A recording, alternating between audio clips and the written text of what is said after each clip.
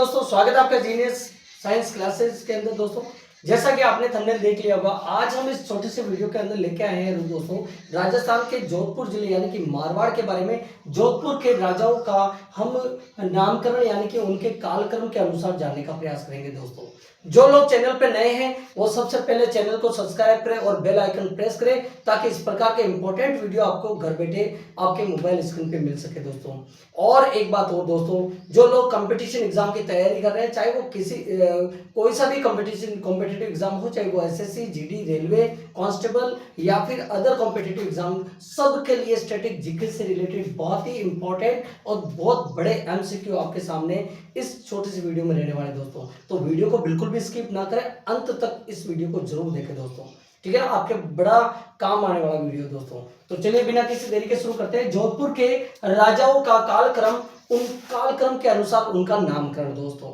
ठीक है ना। सबसे पहले बात करेंगे मारवाड़ में राठौड़ वंश के संस्थापक कौन थे। दोस्तों, मारवाड़ में राठौड़ वंश के जो संस्थापक हुए हैं दोस्तों, वो है राव सिंहा। दोस्तों, कौन हुए?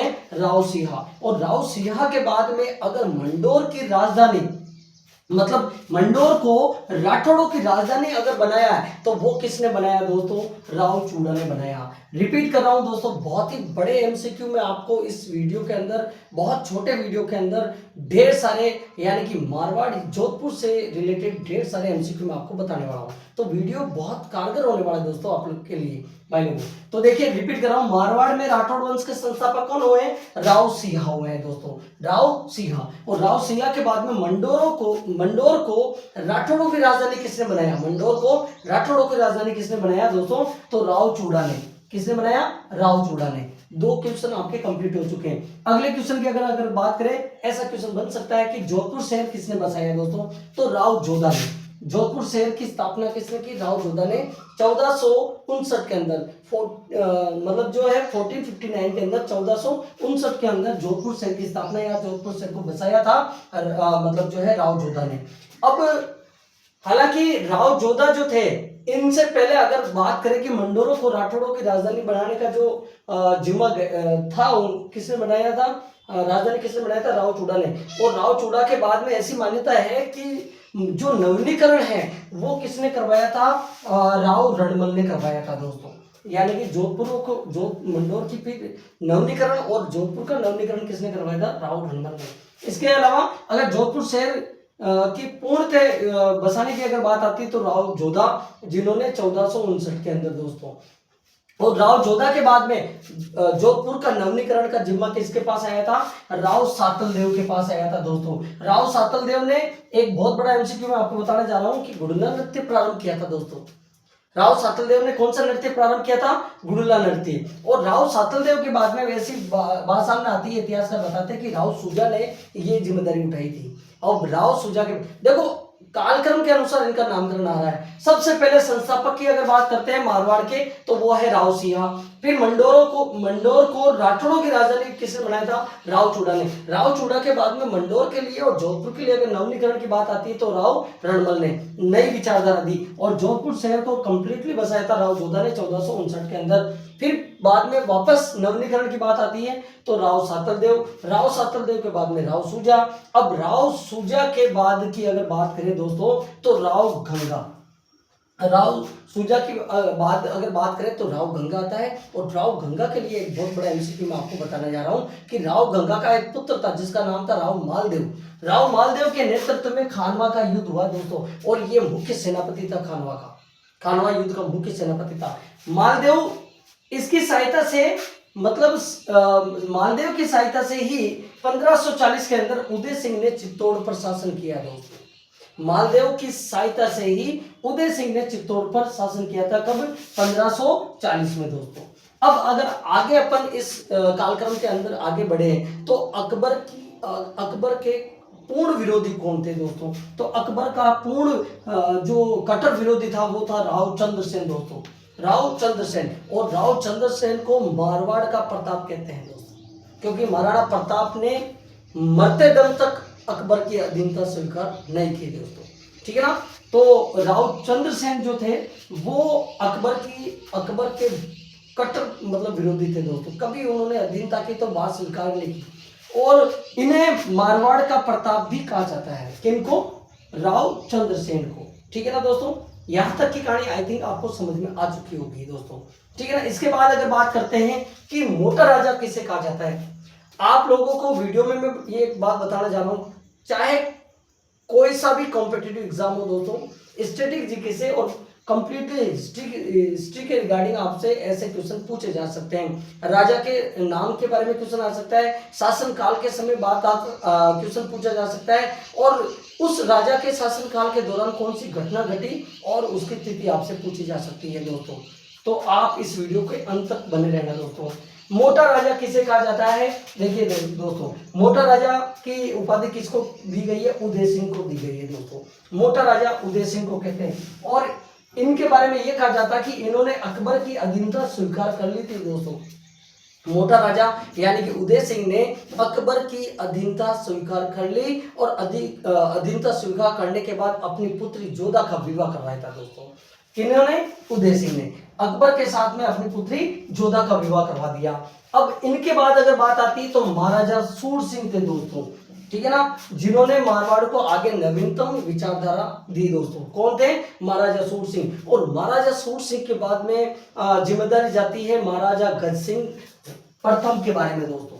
महाराजा गज सिंह प्रथम यानी कि राठौड़ वंश के जो जोधपुर के राजा थे दोस्तों, उनका अलग अलग कालक्रम के अनुसार अपन नामकरण इस वीडियो के अंदर देख रहे हैं। ठीक है ना, तो मोटा राजा उदय सिंह को कहते हैं। उदय सिंह ने अकबर की अधीनता स्वीकार कर ली और अपनी पुत्री का विवाह, जोधा का विवाह अकबर से करवा दिया। इनके बाद में जिम्मेदारी आती है नवीनीकरण की, वो है महाराजा सूर सिंह। महाराजा सूर सिंह के बाद में आते हैं दोस्तों महाराजा गज सिंह प्रथम, और महाराजा गज सिंह प्रथम के बाद में आते हैं महाराजा जसवंत सिंह प्रथम दोस्तों, और महाराजा जसवंत सिंह प्रथम के बाद में महाराजा अजीत सिंह दोस्तों। कौन आते हैं? अजीत सिंह आते हैं। और ऐसी मान्यता है कि अजीत सिंह के बाद में जो महाराजा बने थे वो थे उबे सिंह दोस्तों। कौन थे? उबे सिंह। और उबे सिंह के शासन काल में, यानी कि उबे सिंह के शासन काल में खेजड़ली घटना घटी थी दोस्तों। अमृता देवी यानी कि जोधपुर में खेजड़ली गांव पड़ता है, वहां पर उमेद सिंह जो उस समय राजा थे, तो उन्होंने मतलब जो उनके समय शासनकाल में एक घटना घटी कि खेजड़ी वृक्ष को बचाने के लिए अमृता देवी, एक ऐसी महिला जिनका नाम हमें बड़े गर्व से लेना चाहिए दोस्तों, जिनकी पूजा हम आज तक करते हैं। एक ऐसी महिला जिन्होंने खेजड़ी वृक्ष को बचाने के लिए अपना बलिदान दे दिया। हालांकि ये अकेले नहीं थी, इनके साथ में ऐसी मान्यता कि 363 लोगों ने, बच्चे, बूढ़े, महिलाएं, 363 लोगों ने अपना बलिदान दिया है केवल एक वृक्ष को बचाने के लिए। अपना एक राजकीय वृक्ष है उसको बचाने के लिए दोस्तों, तो एक बहुत बड़ा बलिदान रहा है दोस्तों। अगर महाराजा उबे सिंह के बाद की अगर बात करें तो आते हैं विजय सिंह दोस्तों। विजय सिंह के बाद में अगर बात करते हैं तो आते हैं महाराजा मान सिंह दोस्तों। इनका नामकरण आपको बहुत सीरियस वे में गंभीरता से याद करने दोस्तों। ठीक है ना, यानी कि महाराजा उबे सिंह थे, उनके समय कौन सी घटना घटी? सबसे पॉपुलर घटना थी खेजड़ली घटना, जिसमें खेजड़ी वृक्ष को बचाने के लिए अमृता देवी के नेतृत्व में 363 लोगों ने अपना प्राणों के बलिदान दिया दोस्तों। उनके बाद विजय सिंह आते हैं। विजय सिंह इनकी कमाल संभालते हैं जोधपुर की यानी कि मारवाड़ की। और विजय सिंह के बाद में महाराजा मान सिंह आते हैं। महाराजा मान सिंह के बाद में महाराजा तख्त सिंह आते हैं दोस्तों। और तख्त सिंह के समय, महाराजा तख्त सिंह के शासनकाल के समय 1857 की क्रांति होती है दोस्तों। और उस 1857 की क्रांति में ऐसा कहा जाता है कि महाराजा तख्त सिंह ने अंग्रेजों का साथ दिया।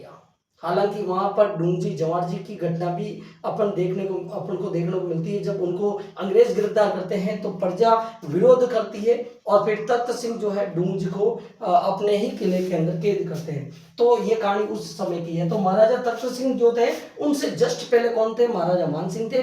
तो तख्त सिंह के समय सबसे बड़ी घटना क्या होती है कि 1857 की क्रांति में अंग्रेजों का साथ देते हैं। महाराजा तख्त सिंह के बाद की अगर बात करें तो महाराजा जसवंत सिंह सेकंड आते हैं दोस्तों।